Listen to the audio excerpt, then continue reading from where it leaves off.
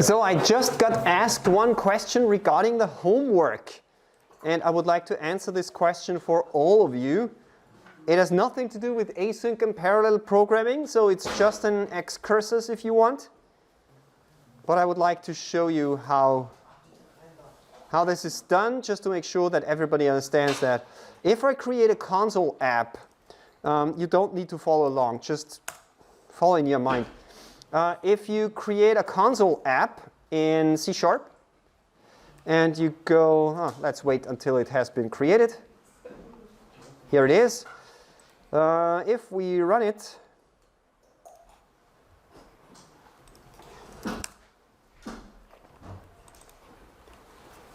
.NET run,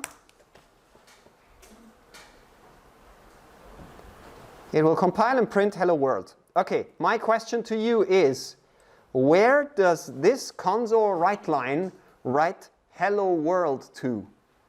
Technically, a program cannot write text to the screen. It can only write text to files and file handles. Which file is used? Yes? Exactly, standard out, correctly. And with the greater sign, for instance, .NET run, you can redirect standard out to a file, for instance, myfile.txt. If I do that, I will see nothing on the screen, but now hello world is written to the file. Understand what I mean? You can also use pipes, for instance. If you do something like this, and you say pipe find world, it will look for the line world and print the line because it contains the line world. If we add another line here, and we say hello universe, something like this, if we run it without the pipe, it will print hello world and hello universe. If we run it with the pipe and the find command reads the output of .NET run. So .NET run writes into standard out, and find reads from where? What is the difference of out, in, standard in? It reads from standard in, exactly. And this is what you should do. So what you can do here in your app, the opposite of write line is read line, exactly. So what we can do is we can say var line equals to console.readLine. Something like this. See? And then we can print out the line. If we do that, something like this, we can take .NET run and pipe in or redirect standard in from any kind of command or file. In my case, I can take the myfile.txt and redirect standard in to the file which contains some text. And this should print hello world because in myfile.txt we have hello world. So the console read line, in this case, reads from standard in. Understand what I mean? I can do something else. I can say echo hello world and pipe that into our .NET run. Now we are saying hello world on the console, and the output of the echo command is redirected as standard in, and now our program with the console.readLine reads the output of the echo program. Understand what I mean? So if you take a look at the homework, I gave you this data.txt file, this one, that you have to parse. And if you take a look at what I did here in this example, I redirected standard in from data.txt. Therefore, you just read the content of the file by using console.readLine. Understand what I mean? That makes very much sense, because then you can get the output, the data, from wherever you want. If the data is entered by the user, that's fine. If the data comes from a file, that's fine. If the data comes from another program which just read the data from, let's say, a hardware sensor, that's also fine. With redirecting standard in, standard out, and standard error, you can do a lot of interesting stuff. Does this answer your question? Yes. Yes. You have a question. Ist es nicht umständlicher, weil man dann die ganzen Lines nicht mehr hat? Wenn man was nicht hat? Die Lines. Du musst es in einer Schleife lesen. You have to read the file in a loop. Read line will return null as soon as there are no more files available. So you can just do a while loop and add all the lines to, for instance, a list of string, and then you have the entire stuff. Okay. Ja, aber necessarily write the file, because if you do the read file, you have to read a file, and with that you don't have to do it. Yes. However, you can also use read from file, the methods from C# read from file, because standard in is just another file stream. So if you Google that a little bit, you will find out that you can use regular file I/O to access standard in, for instance. This is just one method that I showed you here, because I got asked this question, okay? But I'm sure you will find it out. This is one appropriate method that you can use in C#. Additional questions regarding that one? No? Are we fine? Good. Very good. Very good. Let's close this, and I will stick to this app, and I ask you to follow along and create the .NET 5.0 application and also use the Lang version preview. You already know now how this is done, so just create a console app. You can call it whatever you want. The name doesn't make any difference. It should be .NET 5. It has to be the language version preview, and that's all we need to get started.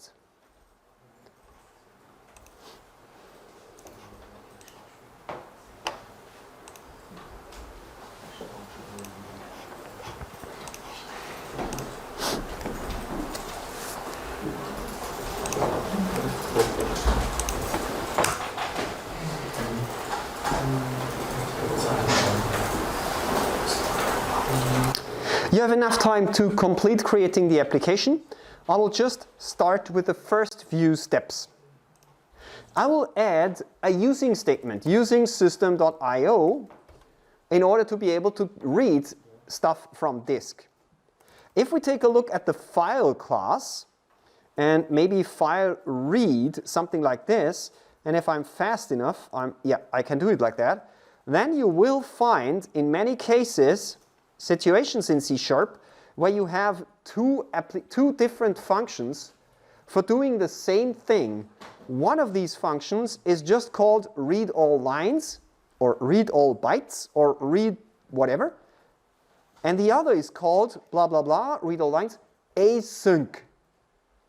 And here we have the real difference between asynchronous programming and blocking programming, blocking I/O and non-blocking I/O. Now, after the theory lesson, after the first hour that we spent together, what do you think is the preferred way of accessing files, database, network? Do you think this version without async or this version with async is the preferred way of accessing I/O? Yes? Async. Correct. So in 99, or I would even say 999 of 1,000 cases, you will always prefer these methods, async. That's a naming convention in C#. In C#, asynchronous methods which do not block the calling thread are typically called blah blah blah async. If you write an asynchronous function on your own, which you might do in the next few weeks, maybe not today, but maybe in a few weeks, you always should call the method blah blah blah async if you do async stuff in this application, in this method. Okay, that's a naming convention.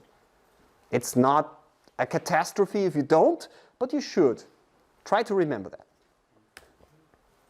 Now, if we say read all lines, something like this, we can give it a path. Let's try this application, okay? So let's create another file in this folder. I will just say add new item. We will do a text file here, text file. let's call it, yeah, text file 1 is perfectly okay. And then we'll use, I don't know, some lorem ipsum generator, okay, lorem ipsum.de, and we have maybe some paragraphs. Okay, let's copy this stuff. You can type in anything. I just use a generator because I don't want. Oh, sorry, I didn't copy everything. Now I copied everything. Now I have 3 lines here. Any text, you can use hello world and nothing else. It's perfectly fine. It doesn't matter. Text file 1. Now let's try to access this text file 1 synchronously. Text file 1 is the path.txt. Let's take the result, var lines, and then if we take a look, lines is a string array. Let's iterate over these lines, var line in lines, and print it. Console write line, line. Got it? If I run this guy,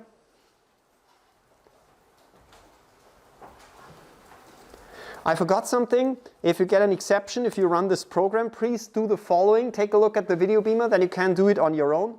Right-click on the text file 1, choose Properties, and then in the Properties window, down here, you use Copy to Output Directory, copy if newer.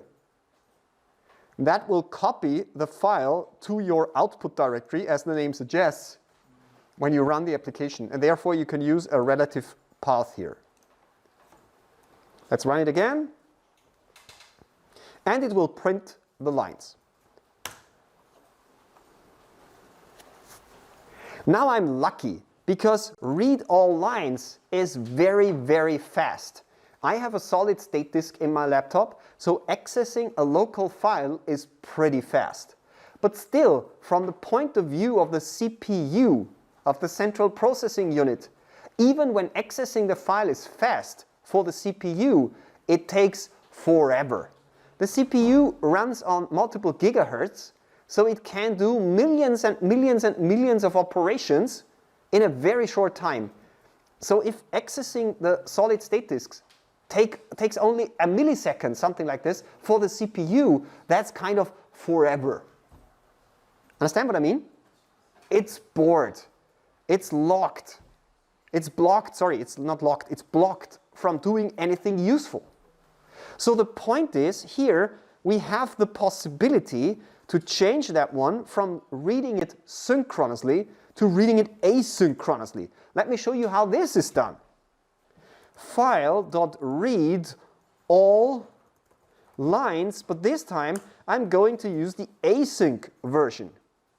The async version gets the name of the file, textfile1.txt, that's the same, but it returns a new guy. Let me see if I can show you that. Yes. This is what it returns. A task of string array. Not a string array like read from file, but it returns a task of string array. Have you ever worked with C# tasks before? No? You haven't? Okay, that's good. Tasks are the cornerstone, the foundation of asynchronous programming in C#. And you will see tasks from now on until the end of this course year over and over and over again. You have to become familiar with tasks and you have to know how to master them. It's super, super important. It's one of the basic principles of C#. It has been there for a pretty long time. Tasks are in C# since the version, I think it was 4, if I can remember correctly. In version 3 of C# we got link, and in version 4 of C# we got tasks. Now, what is a task? A task is not a thread.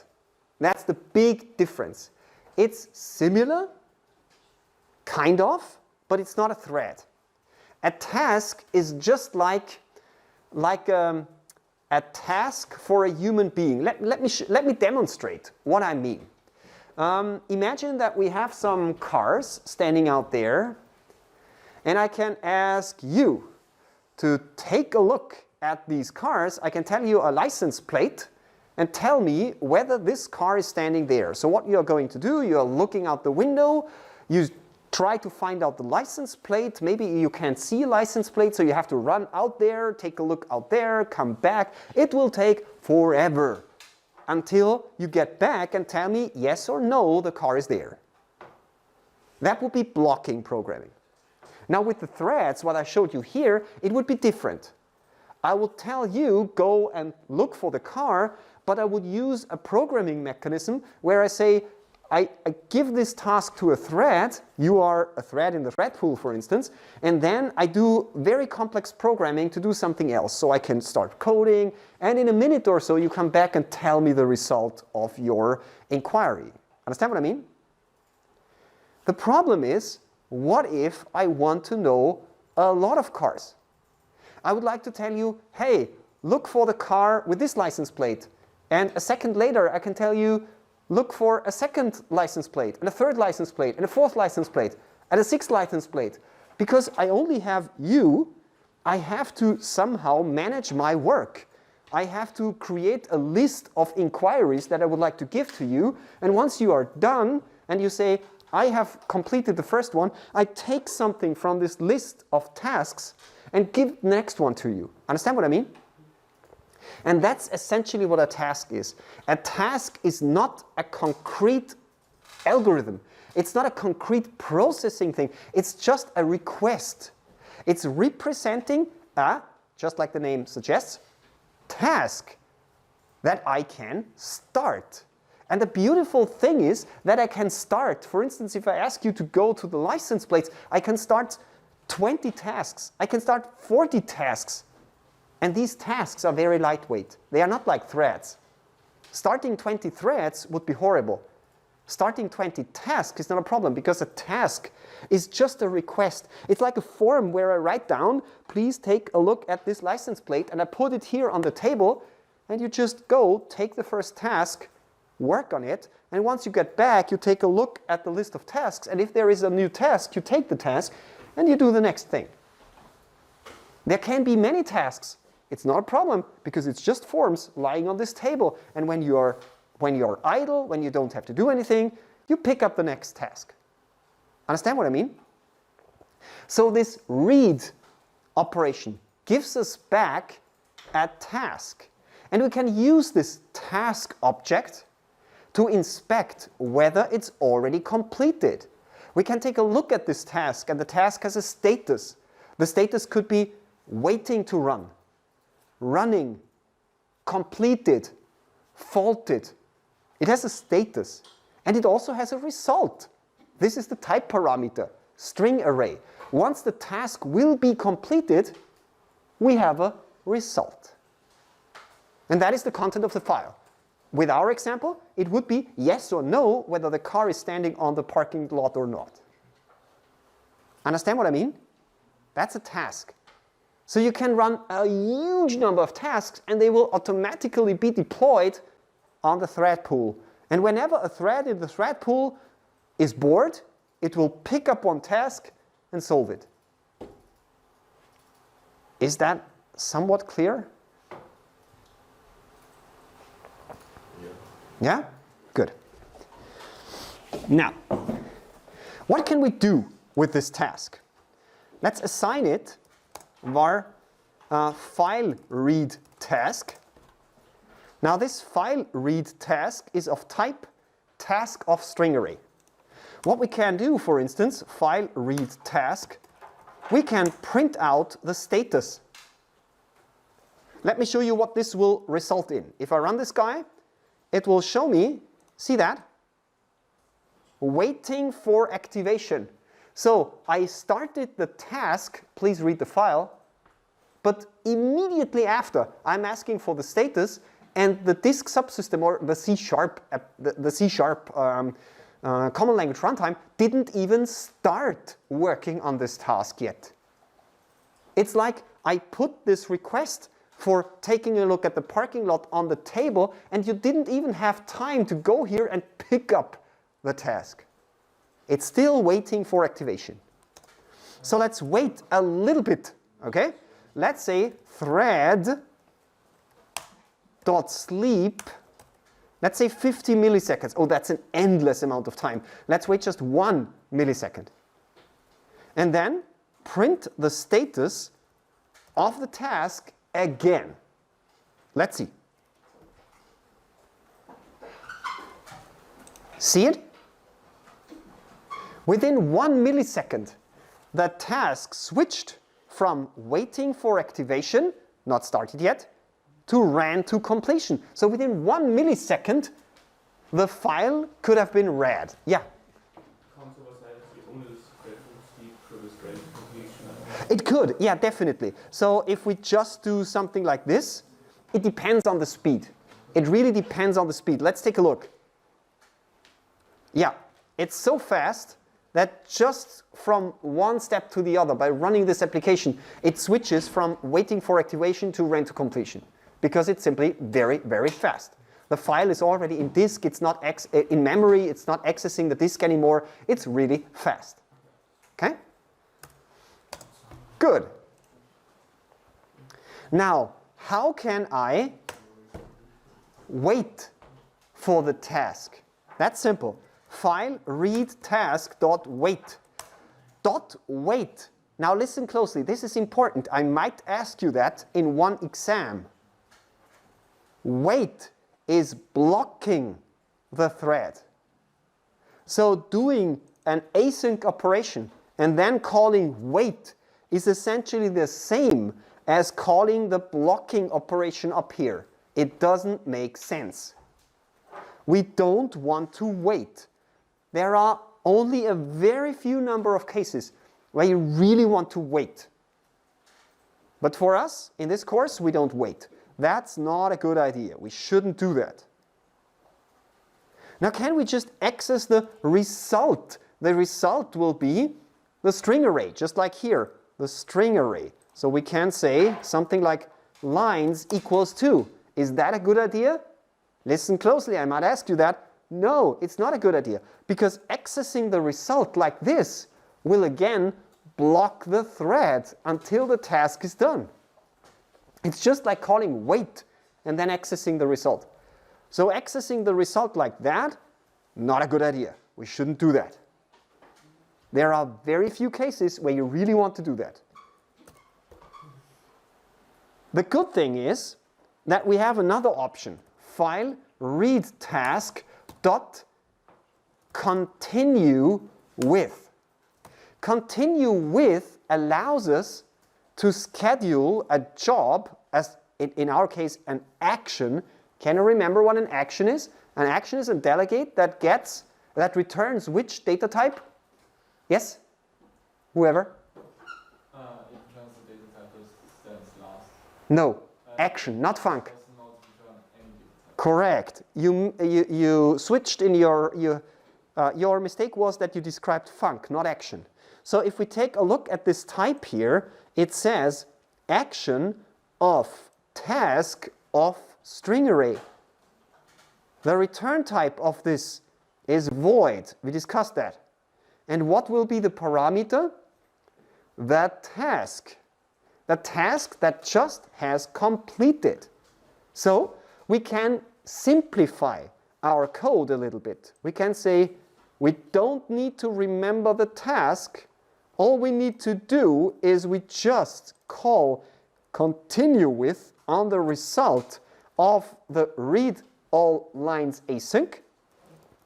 And then we can write a little bit of code, and here the task will be completed. So inside of this continue with, we absolutely know for sure that the task is done. Understand what I mean?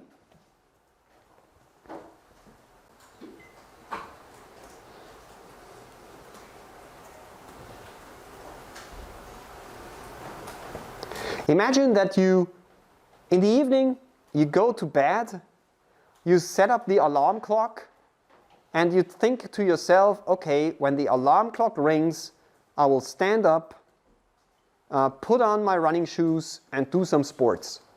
That would be something like continue with. We don't start running immediately, but we schedule the run for the next day once the current task, sleeping, is completed. And this is exactly what we do now. We start a task asynchronously. Our thread will not be blocked, and once the task is completed, we can here safely access the task result. So what we can do here, we can say console write line, something like this. We can copy the code from up here, just copy these lines, put them here, and here we don't say file read all lines, but we say task.result. That's fine. Understand the difference? The job up here blocks the main thread. The job down here does not block the main thread because it will only start when this asynchronous method has been completed, will be completed. Understand the difference? The problem is, if we run that, it will not work. Let me show you. Let me maybe comment out this first stuff. Let's see. See that? No output. This is a special case. I consciously ran into this mistake so that I can describe to you what the problem is. The problem is that the main method, when the main method, yeah, question? No, I think I know what's happening. Okay, tell us. I think the main method exits before it finishes with the Correct. reading of the Exactly. You see, this here, what did I tell you? Will no longer block the main thread. Therefore, it will schedule the task of reading from file, but it will immediately continue. I can show you that. I can say something like, I am here now, and if I run this application, it will just print, I am here now. By printing the I am here now, I am now slow enough that the task will be completed. See it? So we have to somehow make sure that the main thread will not exit until this code will have been executed. So we can make it very, very simple. We can, for instance, say console.readKey. Console.readKey waits for the user to press any key on the keyboard. So if I run this guy, it should now work, see? And it will exit when I press a key. That's a very simple solution for our problem. That's not the main thing that I want to describe. The important thing that I want you to understand is async returns a task. Now you should have an idea in your mind what a task is. And then with continue with, we can schedule the execution of some code, and it will run this code once the task has been completed. Now what happens if we try to access a wrong file? If I run this guy, nothing happens. No exception. See that? But now we have, it's strange, isn't it? Because if I do it synchronously up here, and if I make the same mistake here, and I run this guy, boom, I immediately get an exception. And I want to have this exception, could not find file. So what's the problem here? You have an idea? I think you can enter t.exception. Exactly. We have to manually check if t dot, and we have a bunch of interesting stuff. There is, for instance, is faulted. So we can check whether the task returned an error. And then we can also print out the exception if we want. So we can say console.error.writeLine, and we can say t.exception. Yeah? And maybe do a return here. So we have to manually add exception handling. Just to check it, let's run it. Nice. See? Now we get a could not find file. That's what I wanted to have. Understand the problem? Do you like this programming model? I mean, take a look at the simplicity of these 4 lines, and now take a look at the complexity of these lines. What do you think? Is it a good way of programming down here? Well, obviously not. If I'm asking you like that, the answer is obviously no. It's not a good idea to program code like that.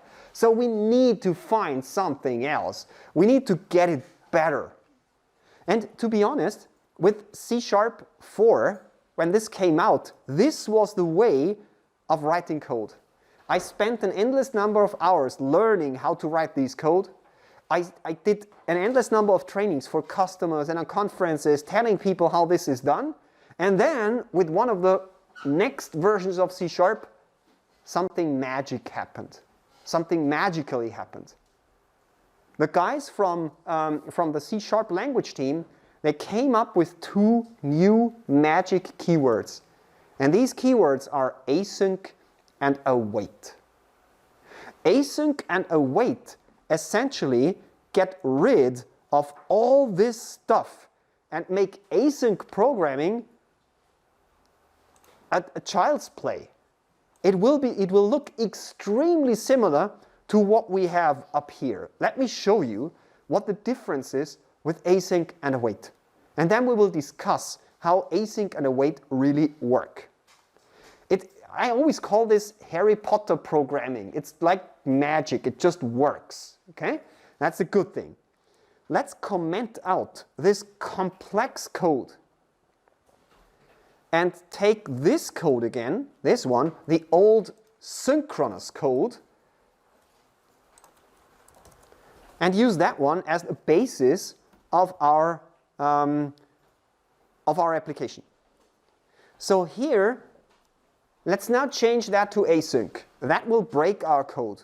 If we do that, we can no longer write for each, because lines is now not a string array, but lines is a task of string array.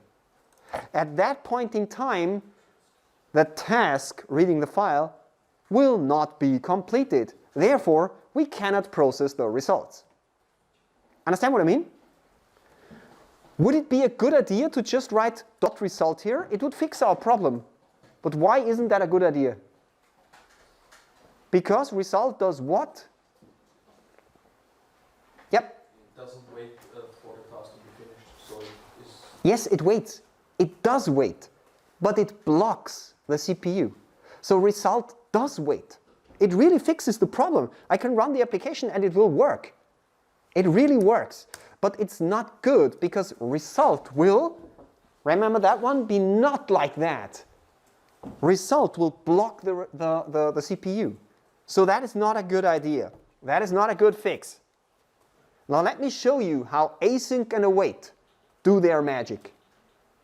You change the result type of the main method to task. You write in front of task async, and in front of the async method you write await. Boom, done. A little bit of fairy dust, a little bit of magic, and it just works. That's async await. We will discuss how async await works, but it just does its job. See? It works. What about the problem with the exceptions? Let's make a mistake here. Let's run it again. Boom, exception, just as we liked it. So the whole magic, and this is what you have to understand, of async await is to make handling of tasks as simple as doing synchronous programming. Async await makes asynchronous programming so easy that it now can be used everywhere. In the past, people would have to write such code, especially .NET developers.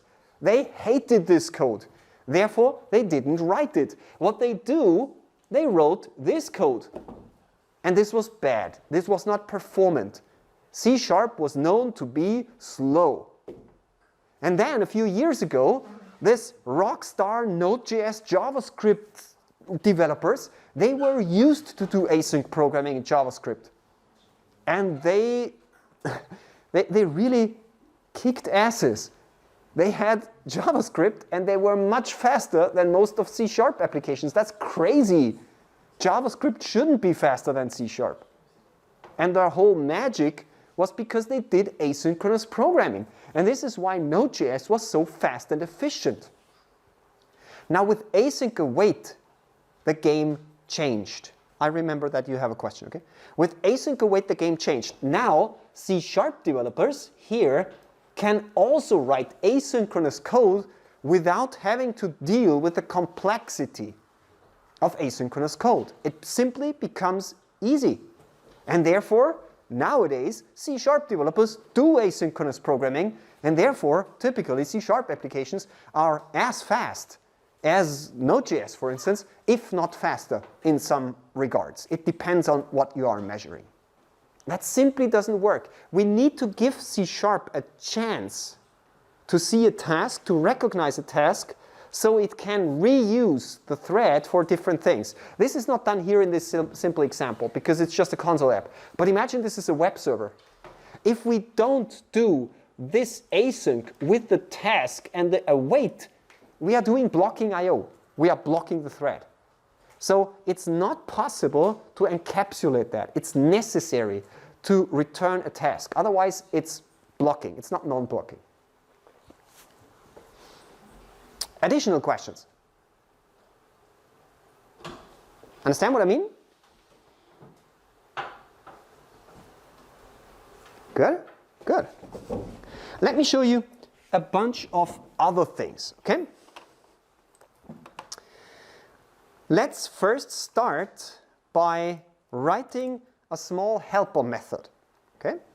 We will call this method, or this method returns something that we don't know yet, okay? It is called get data from network, async. Inside of this method, we simulate a network call. We'll do a network call in the third lesson today, okay? But currently we are just simulating it by doing task.delay 150 milliseconds. So we are just simulating, just simulating a network call which takes 150 milliseconds. Understand what I mean? Then we are simulating a result. Var result equals 42.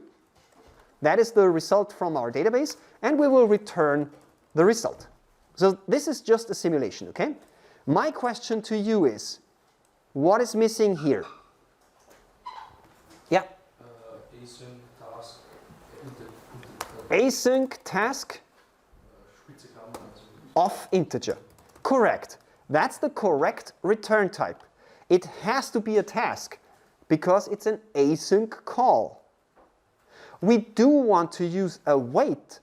Therefore, we need the async keyword. And what's missing here? Await, exactly.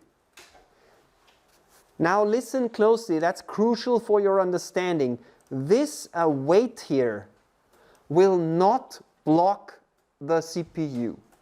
This await is asynchronous programming. This await, erwarten. Await is not warten auf, but await is erwarten. This await tells C#, hey C#, if you have anything else to do, do it. Paint some pixels on the screen, handle other web requests, I don't care. But once this task, in 150 milliseconds in that case, once this task is finished, continue from here downwards. Understand what I mean? This is what async await does. Await just schedules the rest of the method, and it will automatically be called once the task is done. And it will not block the thread. It will free the thread. It will get to sleep if you want, and it will automatically be woken up once the task is done. Understand what I mean? You don't even have to fully understand how C# does this magic.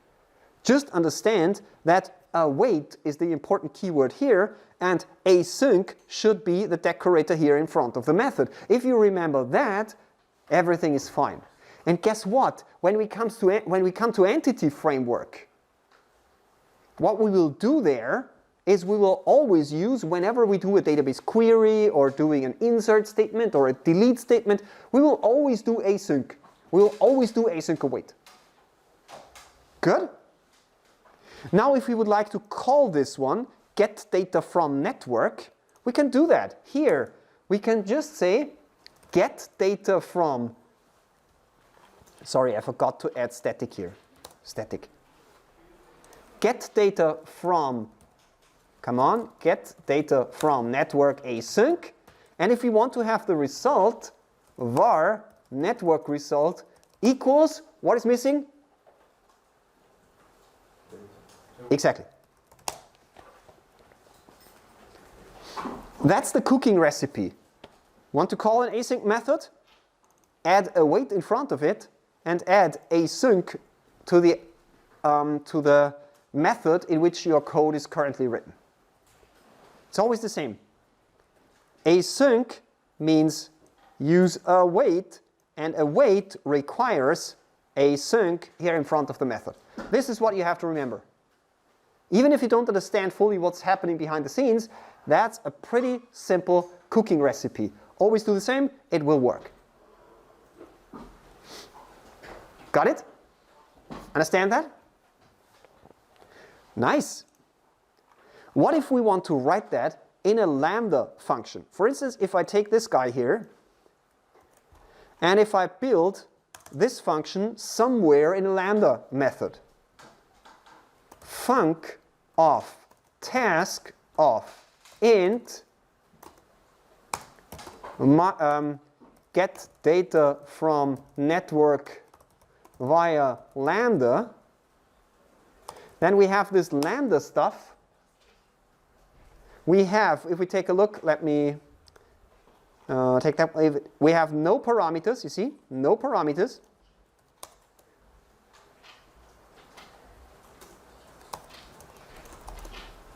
And inside, we have the same code as below.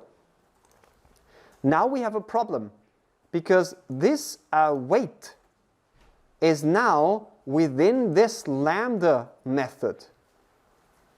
And this await doesn't care about the async out there, because this await is now no longer belonging to the outer method, but this await is belonging to this lambda method.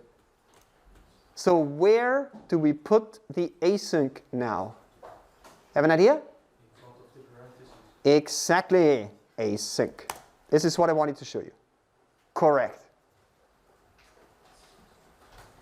And this is the correct way of writing an lambda expression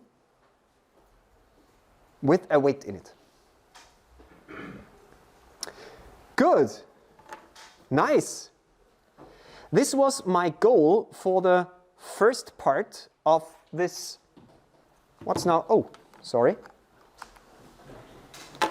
This was my goal for the first part of the coding stuff.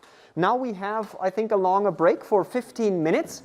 And then we will do some real stuff. We will write a web server and call some web methods. Okay, enjoy the break.